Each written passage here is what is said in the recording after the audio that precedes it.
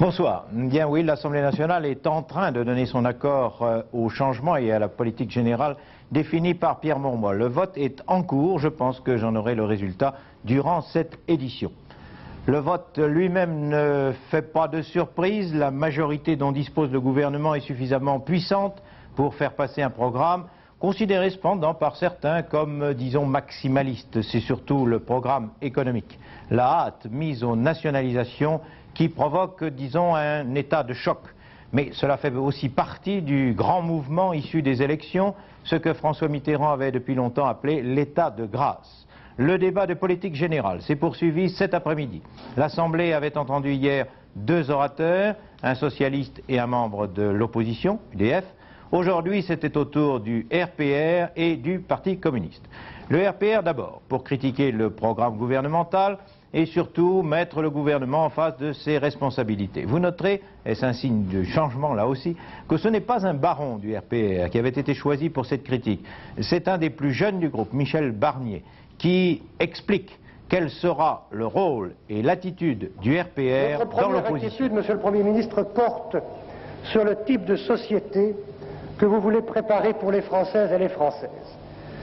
Vos amis et vous-même parlez sans cesse de rupture.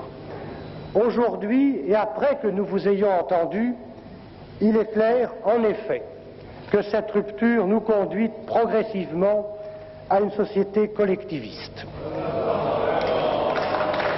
Bon, bien sûr,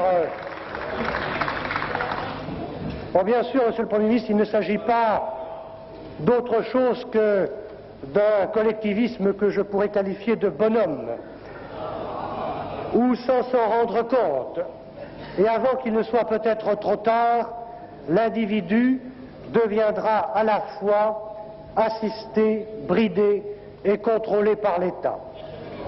Notre seconde inquiétude, Monsieur le Premier ministre, vient de la politique économique que vous feront mener à la fois votre conception de la société et les déséquilibres dans lesquels cette même conception va vous installer.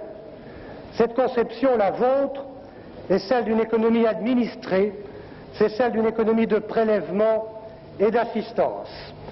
Économie administrée, celle de la France le deviendra très rapidement. Par obstination doctrinale, vous faites des nationalisations une fin de votre politique économique, sans mesurer le poids énorme que l'État acquérera à travers le monopole du crédit et le contrôle des grands groupes qui entraînent, nous le savons bien dans leur suite, l'activité d'une multitude d'autres entreprises.